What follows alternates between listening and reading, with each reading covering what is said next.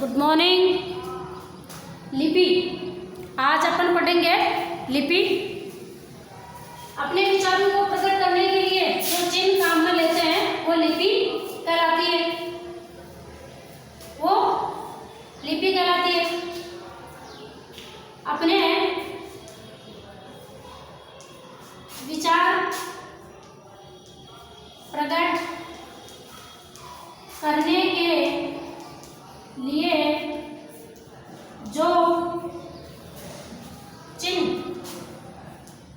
जो चिन्ह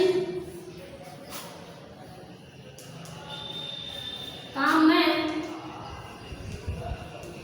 लेते हैं उसे लिपि कहते हैं।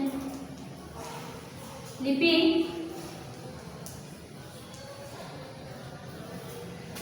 या इसको ऐसे भी बता सकते हैं, लिखने की विधि। लिखने की विधि को लिपि कहते हैं। लिखने की विधि को क्या कहते हैं? लिपि कहते हैं। कि किस प्रकार से जो लिखते हैं, लिखने के लिए अपने कौन सी विधि अपनाई है, या जो चिन्ह काम में लेते हैं अपने विचारों को प्रकट करने के लिए जो चिन्ह काम में लेते हैं उसे लिपि कहते हैं। हिंदी जो अपनी भाषा है, हिंदी भाषा है, इसकी लिपि, हिंदी भाषा की लिपि कौन सी है? देवनागरी। हिंदी भाषा की लिपि देवनागरी है।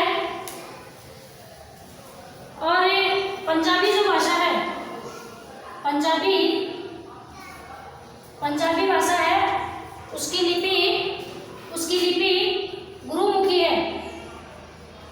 उसकी लिपि गुरुमुखी है। और संस्कृत, नेपाली, मराठी और हिंदी, ये जो चार भाषाएं हैं, संस्कृत, नेपाली,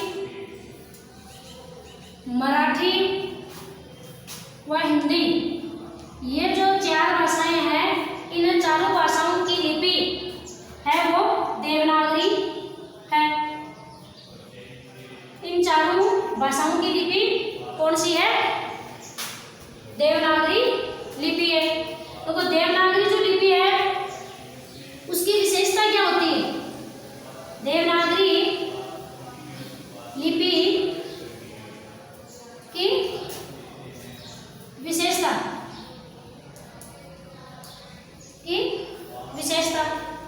उससे पहले जैसे अंग्रेजी जो भाषा है अपनी, उसकी लिपि रोमन है।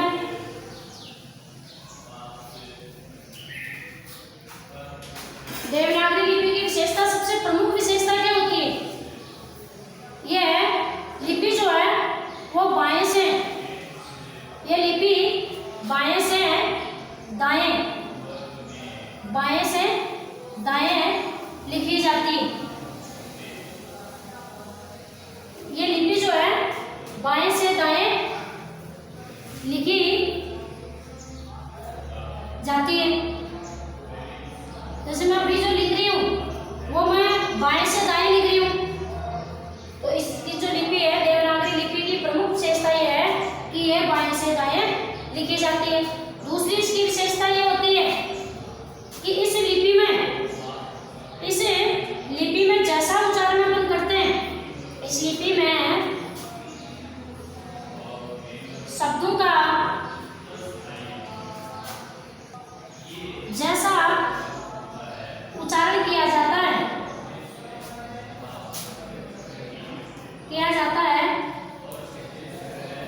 वैसा ही लिखा जाता है, वैसा ही लिखा जाता है। जैसा अपन पढ़ रहे हैं, जैसा अपन बोल रहे हैं, वैसा ही लिखेंगे। तो हिंदी की जो देवनागरी लिपि है, ये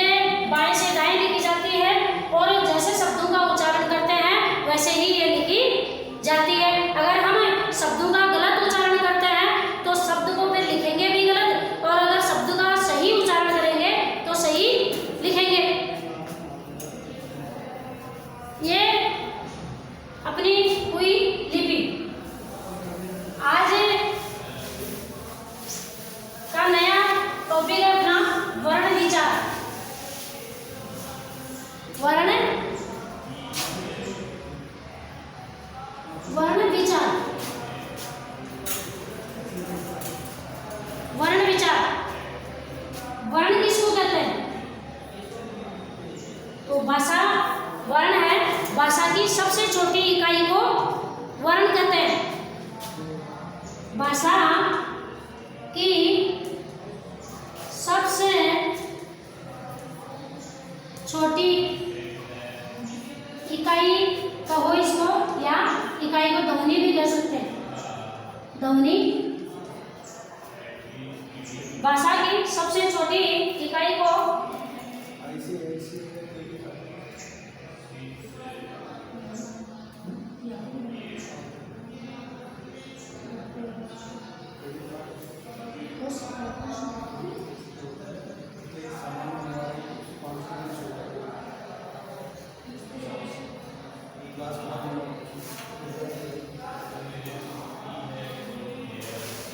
भाषा की सबसे छोटी इकाई ध्वनि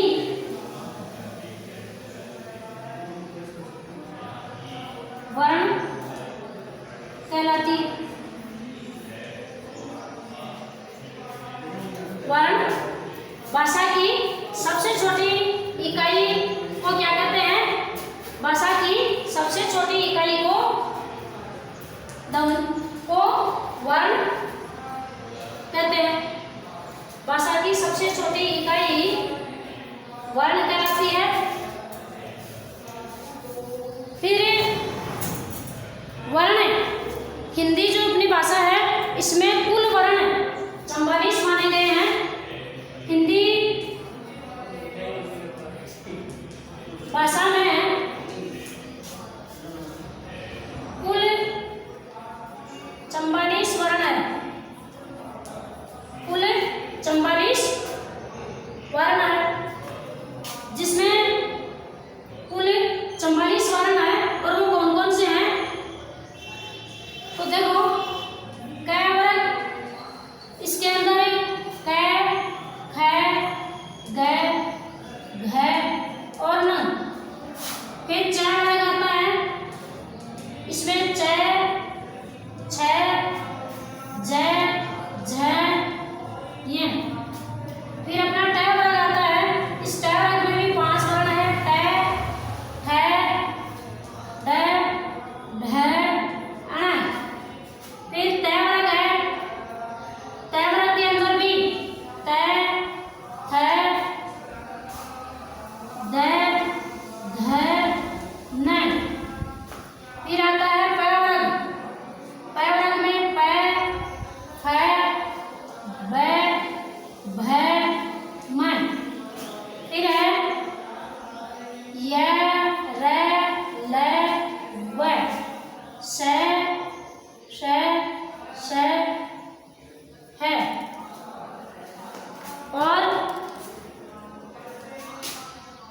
और आता है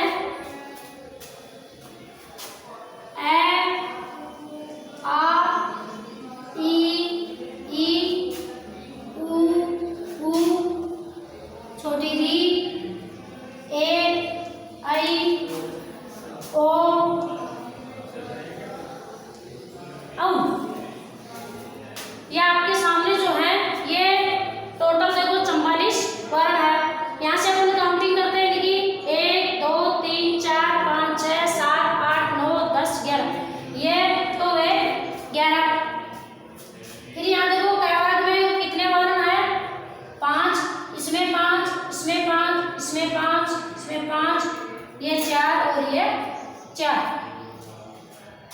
तो ये 5 25 25 29 29 4 33 और 11 ये। तो टोटल कितने हुए? 44 वर्ण। आपसे कोई प्रश्न करता है कि हिंदी की जो वर्णमाला है उसमें कुल कितने वर्ण होते हैं, तो आपको बताने हैं 44 वर्ण होते हैं। अब वर्ण जो है वो 2 प्रकार के होते हैं।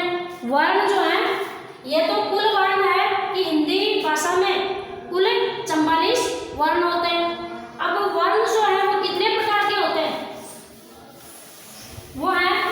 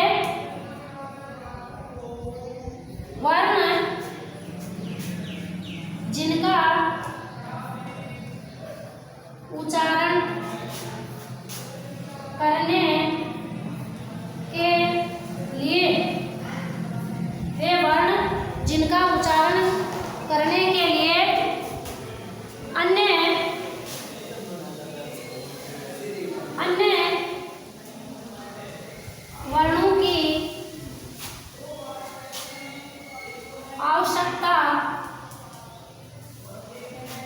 नहीं पड़ती,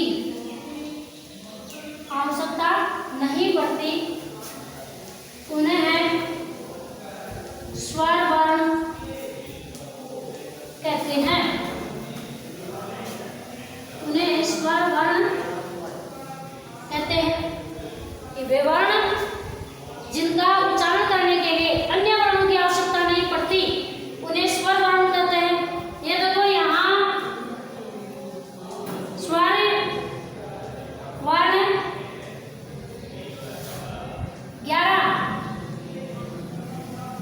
11 होते हैं, स्वर वर्ण है वो 11 होते हैं। जैसे ए, आ, ई, ऊ, ये छोटी री हिंदी में केवल छोटी री है, वही काम में आती है। बड़ी री है वो संस्कृत में काम में आती है, हिंदी में नहीं। ए, आई, ओ, औ, ये 11 वर्ण है स्वर। ये 11 जो वर्ण है ये स्वर वर्ण कहलाते हैं। अब देखो इन्हें अन्य वर्णों की आवश्यकता नहीं पड़ती है।